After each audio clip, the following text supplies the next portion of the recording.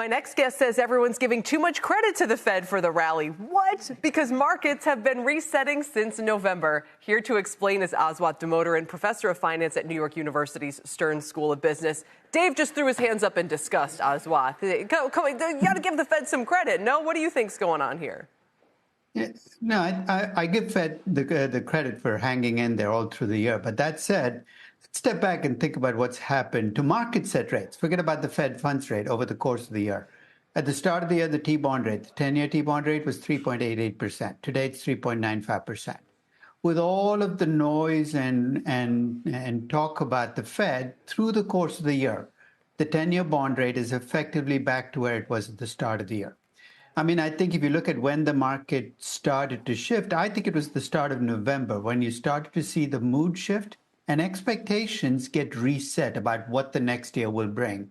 That, to me, was the bigger change than the Fed actually coming in and confirming what the market seemed to have already decided just a week ago. Well, let me dial that back and say, was the expectation change basically inflation's coming down more than we thought?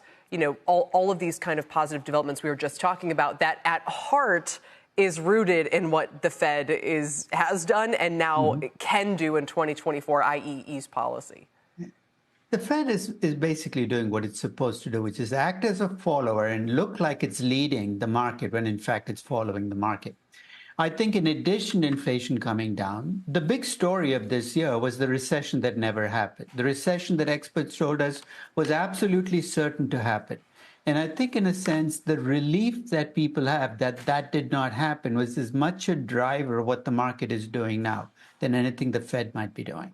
Acting like a leader when, in fact, they're a follower is a very clever way to capture a lot of the dynamic we all watch playing out day to day. Okay, so then talk to us, Aswath, as you know better than anyone, valuations, you know, the market at these levels, expectations for 2024. What are we now looking at? The scary thing for me in markets going into the next year is now good news has to actually be good news. Last year, if inflation came in at 4%, that was good news. This year, if inflation comes in at 3% plus, that's going to be bad news.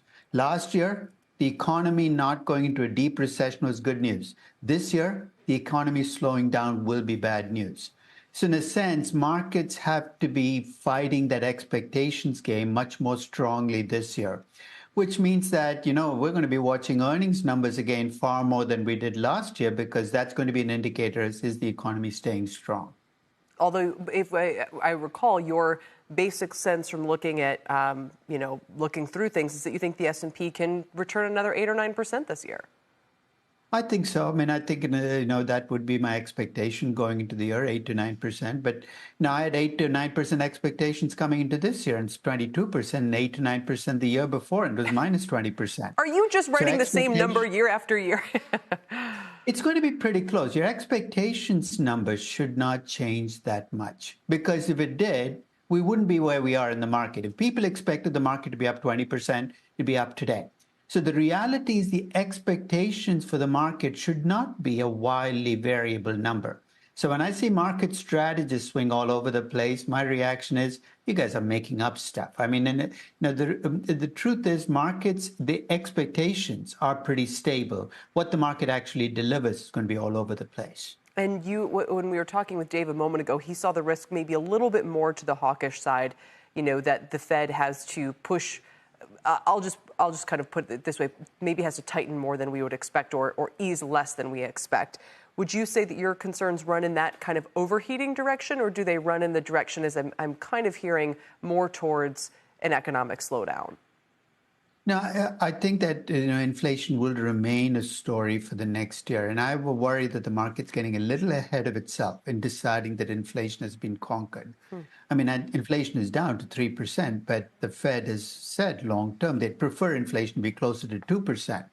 So I think the story for next year is whether the Fed is right and inflation will continue to drift down, or whether it stays stubbornly at about 3% plus.